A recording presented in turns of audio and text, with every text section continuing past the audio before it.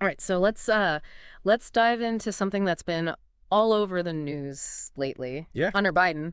Oh, yeah, definitely. You've probably seen all the headlines, but we're going to kind of go a little deeper today Hmm. and really try to dig into like all the legal stuff, the history of presidential pardons. Well, We've but got some yeah. news articles here breaking down the pardon itself and and all the charges against Hunter All Biden. right. But I think what we're really trying to explore here is like, Yeah.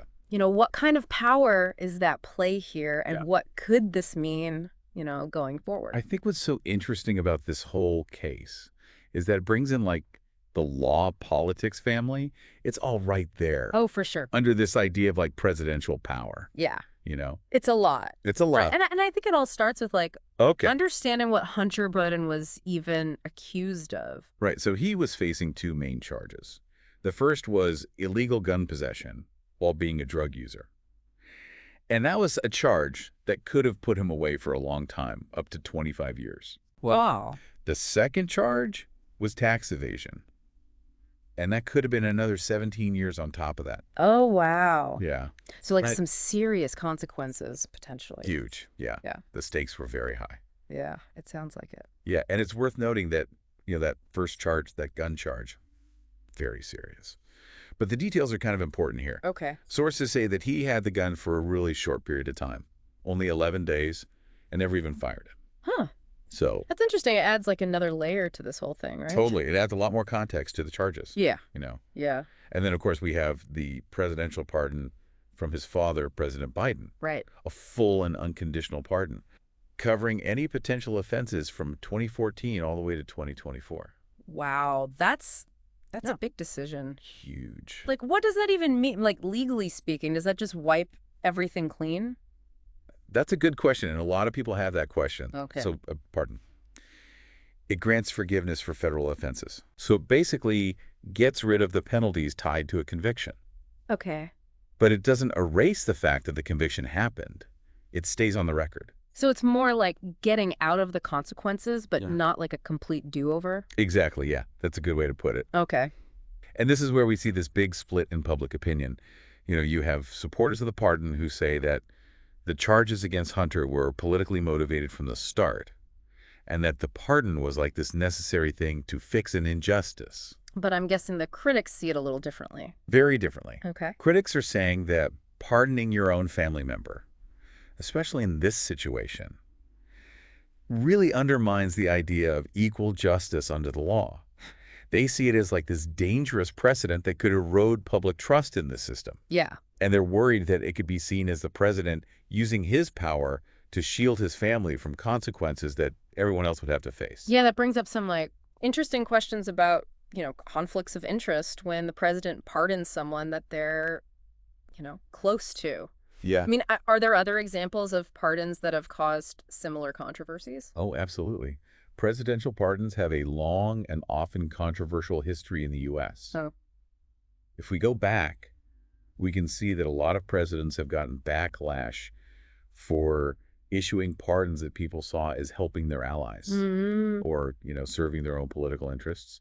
President Trump, for example, issued a ton of controversial pardons, including ones for people like Charles Kushner and Steve Bannon. So this is not exactly new territory then. Not at all. It seems like the whole power of the pardon has always been a bit of a touchy subject. Always, yeah. Yeah. And it's interesting, this power to pardon, it's actually right there in the U.S. Constitution. Really? The Founding Fathers specifically gave this power to the president. Huh. And the Supreme Court has always upheld a really broad interpretation of this power. Wow. Yeah. So it's That's like, a big deal, yeah. for sure.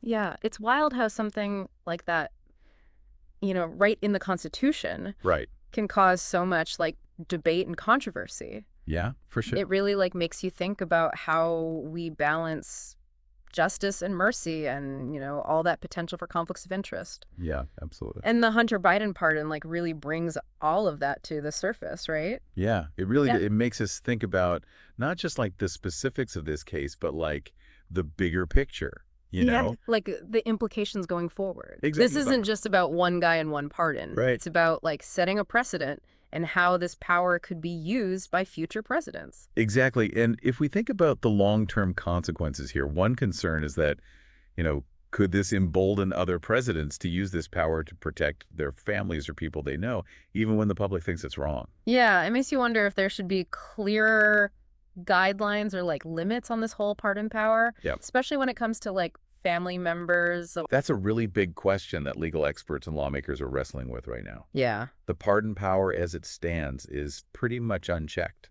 Wow. Yeah.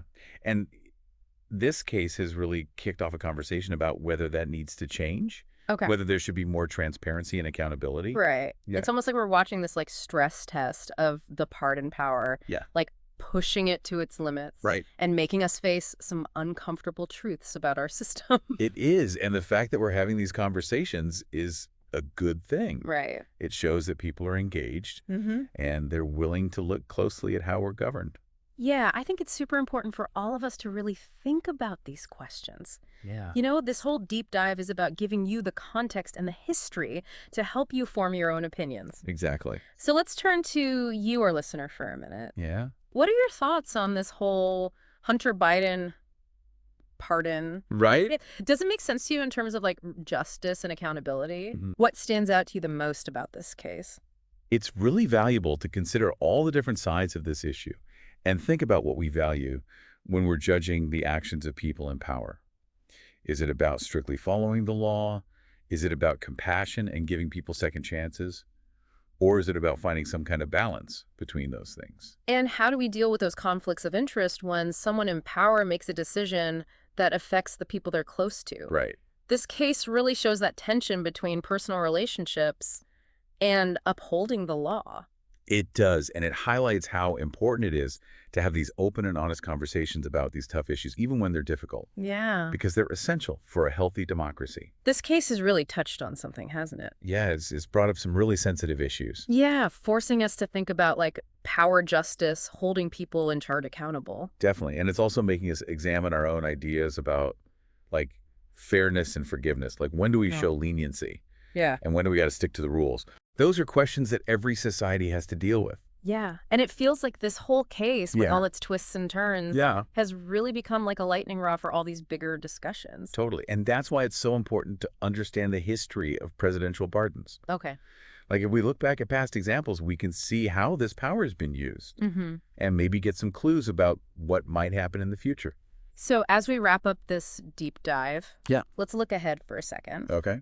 What do you think the lasting impact of this Hunter Biden pardon could be? That's a good question. Could it like change how we see presidential power?